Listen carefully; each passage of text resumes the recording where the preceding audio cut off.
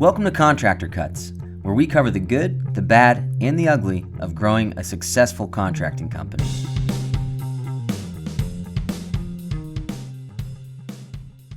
Welcome to Contractor Cuts. My name is Clark Turner. And I'm James McConnell. Thanks for joining us again this week. So today we had a little bit of a pause from last episode because we were on our winter retreat where we do our growth retreat with everyone we coach and everyone else that comes along growing their company into the new year, which was super great, super successful, really fun. But today we're diving into part 3. We had a blast. We did have a blast. In Nashville. I think we had the most fun we've ever had. There was a million stories. There was a fight. Not our people. There was a fight? Yeah. What was that? There was a fight at the Coyote Ugly. Oh, that's right. We stayed right like outside. 2 doors down and above like the main strip, and that's right. There was a fight at Coyote Ugly. And then there was a dude playing in the boot barn or the Freebird boot place. Yeah. That was like... Your favorite. Oh my God, unhinged. That was so good. Check him out, Spencer. Oh, I have no I idea. think his name was Spencer. I was thoroughly entertained. It was fun. It was a lot of fun. Honestly, he had a good voice. He did. He had some political views as well. He had a lot of views. He was. It was a one-man show. It wasn't. Show is the right word. It was though. a one-man show. It was a one-man full show. Anyway, we had a lot of fun. If you were there with us, thanks for joining us. It was a blast. If you didn't make it, you couldn't make it, we'd love to circle up. Kind of, I'm doing some follow-ups in February and March of kind of one-day blasts for your company where we kind of cover everything that we did on the retreat, but help you kind of get growth in your company and framing around what 2025 should look like. If you want to get that, go to our website, hit the contact us, and let me know, and I'll reach out to you personally. But anyways, it was great. That's why we were on a little bit of a hiatus for a few weeks. But this week we're picking up on the part 3 of the series that we're doing, and we're talking about planning finances going into 2025. What you need to be looking at, why and how we look at them. And honestly, like, it sounds boring, and it is boring, and it's something to where we need to understand the value of gathering our data as a company financially to where that allows us to make decisions for the company. So one thing where this really is apparent is on these retreats where we sit down and go through the financial section where we're kind of forecasting financially.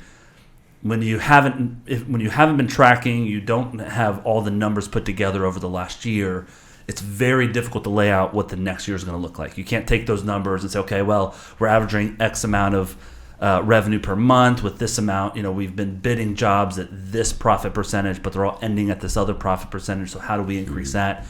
Tweaking the dollars and making sure you understand your finances moving forward and projections moving forward can't be done today. It starts last year. It starts 6 months ago, 8 months ago, 12 months ago, laying out and collecting the data properly to where you can see that stuff. You can open up QuickBooks, run a quick report, open up ProStruct 360, see where your numbers are. So a lot of what we do with planning finances, if you are behind the 8 ball, is more what you need to start tracking. So in 6 months to a year from now, we can start analyzing that data together. And so that's what we're talking about today, kind of what you should be tracking, what you're looking at. I'd like to dive in with you about what you're looking at data-wise in construction companies, in what we're running. And I know for you, you're more on the new. I mean, I've been doing QuickBooks for 20 years. Mm-hmm. You are kind of on the learn how to do it. What should we be looking at? How do I analyze this data? So I think it's a good yin and yang in terms of kind of. I love to know what you're looking at and why you're looking at and what you're trying to find in your numbers. I know you've got different spreadsheets that you've started, you've stopped, and you've started some other ones trying to figure out what data is helpful for you to look at. And so I think that's what we can talk about today, as well as understanding the important financial data. So in a company, baseline, there's some terms that you have to know. There's some terms that we always use.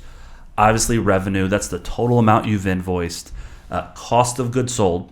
And for us, we do cost of goods sold as anything spent on that specific job site that couldn't be tied to another job site. So for us, cost of goods sold, materials and labor for the job. I'm not counting the gas driving to and from the job because my project manager hit 4 jobs that day. And so I'm not going to sit there and divide up the gas 4 ways. But other companies do. Other companies tie direct payroll. If I'm a commercial company doing a large job and I've got a foreman working on one job for the next 3 months, maybe I do tie that paycheck to that job. But again, that's the strategy that we'll dive into if you're in the coaching side as to how to delineate what dollars are cost of goods versus what's overhead expenses. But that being said, revenue, cost of goods, looking at that, understanding what is and isn't cost of goods, and then what profit percentage you need, because what is our overhead cost? What's our cost of goods, overhead costs, and those equal your net profits. Everything at the end, what we're catching in our net at the end of the day, how much money am I making? And so understanding all of those different levels of dollars, and there's some more that we have itemized with owner pay, draws, and we can get into a little bit of that today, but that's kind of a whole podcast on its own, is how to pay yourself as an owner. But looking at that, analyzing your numbers as a construction company and having all of those different categories where I spend this much on labor on every job on average. I spend 21% of all of my dollars go to materials for my jobs. I know that's a set number. I know 47% of every dollar is going to go to labor on the job. So those combined is 69%. So that means it's leaving me 32% profit. From that profit, I now have to pull out my overhead expenses, my gas, my truck, my rent, all of that stuff, right? Who's or whatsits. Your who's or whatsits. Thingamabobs. Your small businessman magazine subscription monthly. Right. There's all those types of things that we got to pull out of that 30%, 31% that's left over, and whatever's left over from that is your actual profit, right? And so understanding those numbers, you can't look today and figure what that was for the last 12 months if you haven't been tracking the numbers. So everything that we do, if you're trying to boil down, how do I start getting a grasp on my finances? How do I start assessing, looking at, and understanding my numbers? I would say, number one, we're going to start with tracking three main things. We're going to look at, I want to know every dollar I spend on labor per job. I want to look at every material expense I spent per job. And I want to look at my overhead number. Those three I can deduct backwards, right? Revenue I can track because that's how many invoices I've sent. But those three numbers are stuff that people don't track, people don't know. And that's how we decide how much can I take home? How much should my salary be as an owner? How much can I bonus myself if we had a really good couple months? Understanding labor, materials, and overhead is kind of your baseline, is where you need to start. Why don't people track it, though? I think people, that's a good question. I think a lot of people, one-man shows especially, they track it in their head. And it's kind of the pop mentality of, well, I got all this, I'm looking at my bank account, I've got $30,000 in there, I know I got to pay Juan for those 3 jobs he did, so I'm going to cut him a $2,000 check. And so you kind of track where your money's going weekly in your brain, but you're not grabbing all that data and writing it down. So I see that I can look in how many checks I wrote out for labor, and I can say, oh, I spent $300,000 on labor in the last 6 months. That's easy to do, to pull that type of number. What's hard to do is say, I spent $3,168 on labor on this job. I had budgeted $2,000, so I spent $1,100 over. Let's dive into that, right? And so you start looking at per job level. ProStruct 360 does that for you, right? It's where you track all of your payments. It pulls all the materials in from QuickBooks and allows you to look at the jobs on a micro level. But then you can also zoom out, and I can look at a project manager of mine on a macro level and say, okay, this project manager is hitting 28% profit. This project manager is at 32% profit. So where are we missing between these two guys? Yeah. How do I get this guy's numbers up? How is this guy hitting those numbers? But then you also can do budgeting with that. Like, if we get our revenue, one thing we did on the retreat, we figured out what everyone had to take home. What's the minimum, right? We have a minimum, an ideal, and then somewhere in the middle is like, I want to take my kids to the movie, so I need to make a little more than the minimum just to pay my bills. What's comfortable for me? So we got to that number, and then we work backwards. So if that's the number, what's my profit percentage on jobs? And so what does my revenue need to be? And so looking at it backwards, you're saying, hey, I can't bid a job under 22% or I'm losing money on this, because I have to hit $150,000 a month in revenue to even take home what I need to take home. And so gathering that data and helping understand it allows you to pull different levers. Like, hey, maybe we need to get out of the office lease and cut that dollar out. Maybe we need to go ahead and get an office because we've got some extra money. We're trying to have a spot where I can hire some people in, right? You can make all of those decisions if you know what is going to come in the future by looking at the past of kind of your rhythm of how the money's coming in and going out. So I think people, the pot method of, well, my bank account was at 20, now it's at 40,000, so we're doing good, is a way that guys run companies where it's like, well, no, you got 3 deposits on jobs. You actually are going to have to spend about 60. That money's spoken for. Money's spoken for. It's not, you can't go buy that truck. You can't go sign an office lease. But more jobs will come. That's true. And I know that this guy's going to sign with us, so I'm fine and I'm good to go. So understanding that stuff, looking at it, I think how do we assess that data is where people get stuck. And it's like, I don't need you to figure out what you're assessing today. I need you to start gathering data and organizing it in the right way. I think that guys get, and this is me talking to me. Guys get into this, and when it's when you first start in on it, it's easier to track in your head. Yeah. There's not a lot going on. It's like, oh, nope, that's easy. That guy is owed this, that guy is owed that. As soon as you start growing, that revenue number is getting bigger. There's more jobs. There's more differentiation between the jobs. It becomes really difficult to know, okay, we just got $30,000 in, but 8,000 of that's going for this guy and this guy at this job, and 3,000 of it's going to this guy and this guy, but also we have to buy the windows and the doors, but we could wait on the windows and the doors because I really want to pay for this program that I think is going to help us. And if you're not tracking your overall numbers, if you're not getting into the macro, you can, with a profitable company, screw yourself. Yeah. Like on accident, because you're not looking at, okay, this money is only going to take us this far, so how do I be a good steward of the money that I have right now? Yeah. And sometimes it's the least sexy way. It's like that, literally every dime of that is spoken for, so you just have to hunker down. Yeah. Well, like, and hold that money. What is my monthly overhead cost? If I'm spending $18,000 a month on overhead, I feel like I got a lot of money in the bank today, but in 3 weeks it's gone. Yeah, right. It's gone. And so, understanding what's coming, what's going, what has to be paid, and then it also says like, if my overhead is $18,000, including what I'm taking home and my insurance and all that stuff, I have to, at minimum, I can do the math real quickly, but whatever it is, I have to be doing $100,000 a month of revenue at a profit margin of 25%, because there's going to be some slippage because I have to at least hit 18%. Yeah. Because on $100,000, that's $18,000. So the first $100,000 is break even. And so if I'm invoicing $120 on average, that $20,000 that I'm making profit on, that's straight profit. Right? And so understanding what's my minimum invoice to cover my overhead and expenses, and then beyond that, how much can I do without hiring anybody, like a project manager?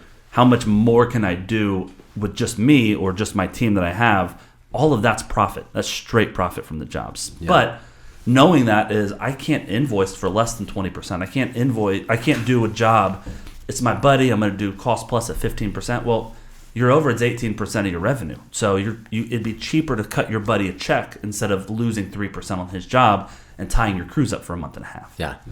And the one thing I would say and not everybody, well, I would say that the majority of people in our world don't like the accounting side. Yeah.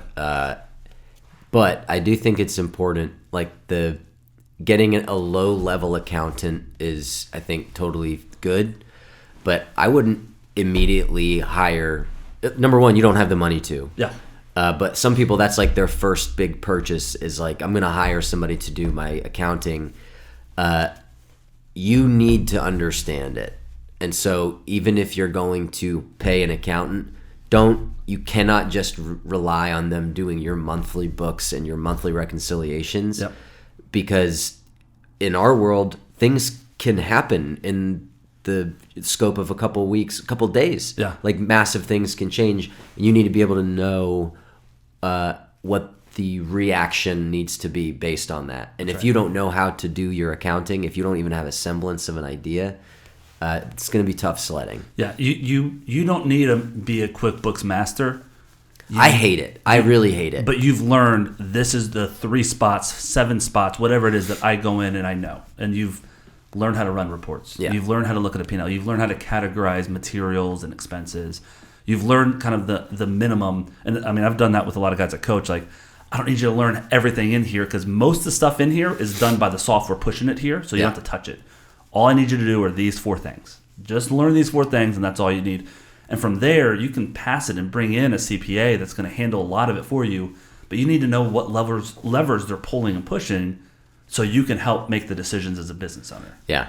I mean, it is not black and white. When you're meeting with an accountant, like it's not going to be, oh, thank God. Like, they're not your CFO. You need to know how to explain what you want. And they're typically not the type of person that's like, here, come here. Yeah. Like, this is not the accountant mentality. I'm going to show you how to do all this stuff, and if you do this, you do that. It's like, what's the input? I'll give you the output. Most accountants aren't creative. Yeah. Just a different brain function for someone going into accounting. I think one thing that I've seen too with like especially one-man shows, the better guys are at like finances and math and numbers, like that brain of a person, the almost worse it is because they get deeper into doing it in their head and carrying everything in their head. Like I had these manila folders when I first started for the first long time. I think they were gone by the time you got here. But like a manila folder where I'd put the estimate, invoices. Did you also have a candy dish full of caramels? Yes. Jeez. That's an old man. But I on the back of it, I had 4 sections on the folder of what I wrote where. And so I had like my material section and where anytime I made a purchase, I wrote it down. But then I could like, okay, so I've spent this much. Oh, let me open it up. It was archaic, but it was a way to organize it. And that's how most guys do it. But that works when I'm running 4 jobs myself and that's it. Yeah. The problem is when I brought Jared on as my first employee, I taught him how to do it, and now I don't have any visibility on his numbers. Sure, he's got folders in his truck with some numbers written on it, but everything that I'm finding out financially at that point is reactive a month later. Yeah, manila folders don't scale. That's a shirt. That's a bumper sticker. Put it on the shirt. So again, the more you can keep it in your head, the further you're going to be able to go without having a planned system of data collection and financial management. And so it's dangerous. It is. I mean, for you, when you stepped into the GM kind of ownership role where you're more over the numbers and what's happening, it was great because you were like, Clark, how do I? I'm like, I don't know. I just do it. And you're like, well, I need to figure out how to do that because that's not my brain. Yeah, and so that was helpful for me to understand what was lacking in where are the holes that I'm just patching with my brain that we need to kind of have down systematically to identify this stuff. So, how much time do you personally? This is different for everybody. None of your business.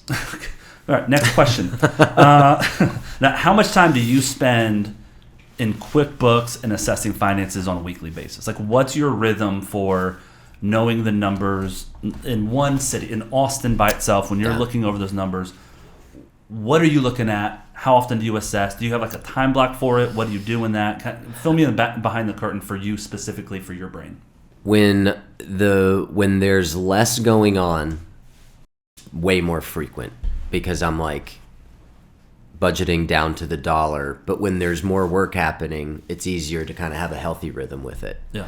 I know that we're going to be sending out invoices. Or I know that we're going to be paying crews out on Wednesday. I got to go in and pay out what's been completed in the software on Wednesday, which means Monday I'm looking at the bank accounts and looking at QuickBooks. Just getting a rough idea of what's left the account or came into the account over the weekend. Where are we, and how much rope do we have until I can't mark down income? Yeah. Right. So honestly, 3 times a week I'm probably looking at it. Yeah. Monday, Wednesday when I'm paying people out, and then Friday just so that I can sleep over the weekend. Well, and to back up a little bit, one thing that I would say that you do well, you're not just looking at the dollar in the bank account. Mm-mm. We're looking at job A, Hey man, send an invoice for $8,600. Yeah, and I've got $6,000 to spend on outgoing money. So when is that $8,600 coming in? And when I got to release these $6,000 worth of payments, right? That's more of that. It's that, but it's also depending on like the people that you're working with. Like, hey man, I need to make sure that those windows get ordered or that plumbing stuff gets ordered, because I don't want the client's money sitting in the account. I don't want to make a mistake, and the longer the money sits in there, the more likely it is I'm going to make a mistake. The longer that money is sitting in there. That I think something that we've done really well that other contractors do bad is just don't mince words. I think when I see guys coming in the coaching side, the mindset there is, how much money can I invoice? Like, how many line items can I invoice? And I want to get as much money into my bank account from the customer as possible. Yeah. And what you do really well is, what line items can I spend money on that I need to collect money on today? So I can tell the customer, hey, I want to go ahead and order the cabinets. I need a 50% material deposit to get those ordered. So I'm going to go ahead and send you an invoice for 50% of them today. Yeah. So where we line item by line item saying, what do I need to spend? Therefore, I'm going to invoice that. Yeah. Don't get me wrong. I want the money. Yeah. I want the money that's mine. Like, I want the profit that's mine. I don't want to send more because I don't want the liability. Yeah. I want to send the $20,000 material invoice, but I also want to spend the $15K at Home Depot. So as quickly as possible, there's $5,000 sitting in my account that I can do whatever I want with. Yeah. Like, where am I going to keep the little note? Hey, you just got sticky notes everywhere. Right? 3,000 of the money that's in your account has to go to, Peter, and 2,000 is going to, chairs. Yep. Like, don't set yourself up to be in a position where your sticky notes are what is helping you manage your finances. That's really when I look at companies that get in hot water and go under, number one is financial management. Number two is bad hires. But the financial management side is what you just said. I got that $20,000 check for the materials. How long? I got some other bills to pay. I don't have to order that material today. I'll figure that out in 2 weeks. And so that $20K all of a sudden gets whittled down to $8,000 that are sitting there, and I got a $15,000 material order that I got to put for the wood for this job. Yeah, that's head in the sand. Not having the hard conversation now, and like hoping. Just rolling the dice, an optimistic contractor really gets in a lot of hot water this way. It's like, that job, that person's going to pay. Well, then they didn't pay. Now I'm lying to the first customer why the material didn't get ordered. Now, and it's this kind of domino effect. What a tangled web we weave. And it happens almost 100% of the time with contractors that are coming in that I sit down and like sort of unwind. And it's not on purpose. And then it becomes like, they're a liar. They don't answer calls. They're not responding, and it's affecting who they are as their reputation to the customers. And it confirms people's worst fears about our industry. Yes, yeah. So, which is the sad thing, because then it affects everybody around you, even your competition. Yeah, it affects everybody trying to get into this industry. Yeah, and it's something that if that's how you do it and you're successful doing it that way, power to you. Yeah. I've never seen it be successful long term. No, it does. It shows successful as you're growing as a company. So if I go from 1 customer to 2 customers to 4 customers to 8 customers to 12, that style of work, because I always have more deposits going in. Mm-hmm. As soon as I go from 12 customers back to 8, all of a sudden I don't have the next customer paying me to cover the 12 jobs that are open because I only have 8 new customers coming in. Yeah. So it works. There was a company that we did I coached for probably 3 years. I call it no more Peters, only Pauls. Yes. But for them, they showed a year and a half of like killer growth. And when I started going in on a job level, they were breaking even, if not losing money, but they were growing. They had really good marketing and they had a really big team. And they got to a spot that they were all of a sudden, where'd all our money go? Well, you dipped a little bit in revenue. Mm-hmm. You stopped growing, and so you couldn't rob Peter anymore because there was no Peters coming in. There was less Peters than Pauls. Mm-hmm. And so I had no other jobs to rob, and all of a sudden, all 17 of these open jobs, I don't have money to complete. And so it works until it doesn't, and when it doesn't, you're practically going under. Yeah. So I think that's a huge thing on the weekly money management. I think when I'm looking bigger picture, I think we've got a weekly GM tracker that we've used that I give out to guys that is tracking the money like we're talking about, what's in, what's out, what's happening this week, what bills have to be paid this week. Very just a basic spreadsheet that we had our office manager filling out that says what's being paid when. On the bigger picture, I want to be looking monthly at the previous month. I want to go a week or two into the next month and looking at the previous month. What did we do? How did we do? What are the numbers? And sometimes in construction, that's hard to do. Sometimes you have to look at the last 3 to 4 months because you can send out $80,000 of invoices the last day of the month and then spend it all the first of the next month. Yeah. So the numbers look bad. So you kind of have to look at it as a whole. But then also you get into like, and this is a little bit of a rabbit trail, but sometimes like you're in a dry season where there's not a lot of work going on, Yeah. or things are like pushing. Yeah. And it's something you don't really have control over, but you're like, I'm going to be diligent about keeping my numbers. It's like, and every week that I look at this, the numbers keep pushing back. What's happening? I need to figure out what's wrong. Sometimes there's nothing wrong. It's just that client has their lender is dragging, Yeah. or they literally can't get the house closed on, and that's part of the getting started on your project is dependent on that. Yeah. Sometimes that happens, and so that's why again, another rabbit trail. That's why continuously marketing, like you just always need to be trying to get work in, obviously. Yeah. But sometimes it's not. Yeah. And if you're not looking at it, you can get too dogmatic with trying to track things and forget that there's always these outside variables that are like, okay, there's nothing I can do about that. I need to be okay. Like that's what it is. Yeah. And that's information. Don't bank on what's not in the bank account. Like, don't be like, well, it's going to happen, and that will figure. Like, yeah, I'm going to be pessimistic. Yeah, when take I it look at face numbers. value. Not Yes. even pessimistic. Take it at face value, Yeah. and it's just information. Yeah. All it is information, Yeah. and now you have to make a decision with it. Don't say it'll be fine. Well, let's figure out how it's going to be fine. Yeah, but also don't say sky is falling because you're going to be trying to land stuff out of desperation. That's when people drop their prices, less profit just to get the revenue in, and I don't know if that has ever been successful long term either. No, Like it hasn't. If you ending this podcast, if you there was okay. one thing, So you want me to, you gotta be done. I'll handle it from here. Cool, Thanks, cool, James. cool. We'll appreciate it now. If there's one thing, if you're listening to this podcast, one thing you can do financially today to get yourself moving in the right direction, what would you suggest? What one thing if someone's trying to figure out how to own their finances? Wow. Well, that's a hell of a question, Clark. Especially for a non-finance guy. That's true. I'll say this though. Let me give go this. Ahead, please.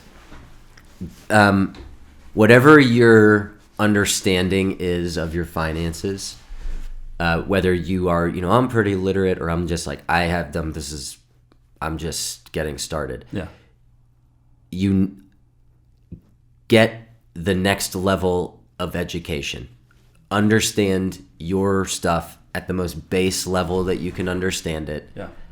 Because when all of the friction and all of the frustration, for me, comes from I don't know how to do this, and the pressure coming from the outside is telling me, like, you've got to figure this out right now. And that's not necessarily humanly possible. Yeah. You need to understand and grasp certain aspects of it. So breaking it down, like what's my revenue, what's my profit, what's my net profit, is a great way to start. And I think most people would be surprised at how well they can understand that. And if you can't, you could YouTube, help me understand revenue, gross profit, net profit for dummies. And you can find something that, take an hour, take 2 hours out of your day and say, that's all I'm doing today is just trying to understand. Don't even use your numbers. Just understand it in a theoretical world. Yes, how to look at finances as a company. I think my answer to that too is, and this is not to be self-promoting, but getting on a software like ProStruct 360 or something that's tracking dollars in, dollars out, what's labor, what's materials, how much am I spending on jobs, to where I think most guys that I see, they're yellow pad, Excel spreadsheets. I put 35% profit on here, and then they never know what they actually end at. It's just like I started here, and I hope that it works out. And so getting on a software like ProStruct 360 to say, this is how I pay. I'm gonna pay out this way. That way it tracks it. I'm gonna buy materials and tie them to jobs. Then I know exactly how much I spend on every job, and I can assess those numbers. If I'm invoicing that way and I'm paying that way, all of that data is being captured in the background in the software and it's getting pushed to QuickBooks. Maybe you don't have time to start itemizing overhead expenses. That's fine. How much are you spending on average on overhead? That's all I need to know. I don't need to know what's a subscription, what's insurance. We'll get there. We'll get to the itemizing of all that stuff. Yeah. All I need, money in, how much am I invoicing, and of that, can I tie per job, how much am I spending on labor and on materials? If you start there, I can help you assess that the numbers. We can start diving in, start really shining up your QuickBooks and making it perfect. But at least capture where your dollars are going. At least know where you're spending, and that way we have the data to start looking and assessing. Is your profit too low? Are you not charging enough? Do you need more revenue? Or do you need to hire someone? All of those decisions are based on the numbers on the screen, not on what feels good today. So that's where I'd start. Well, I didn't ask, but... That's true. You asked me that question. All right, y'all. Thanks so much for listening, and we will talk to you next week. Next week. Next week. Next week.